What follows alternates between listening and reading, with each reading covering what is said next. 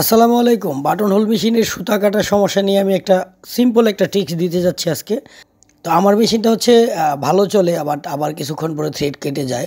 আমি টেনশনগুলো চেক করে নিয়েছি। হ্যাঁ, আমার টেনশনগুলো ঠিক আছে।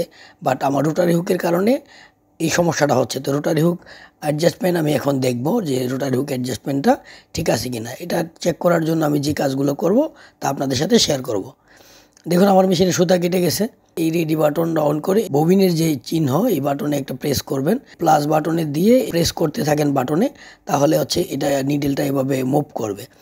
তো ট্রিক্সটা হচ্ছে এখানে এসে আপনাকে অ্যাডজাস্টমেন্ট করতে হবে, ফার্স্টে না, লাস্টের সুইং যে দিক দিয়ে নিডেলের ছিদ্রটা আছে নিডেলের হোল থেকে উপরে থাকবে। আমি একটু ক্লিয়ার করে দেখানোর চেষ্টা করতেছি, এরকমভাবে রাখবেন।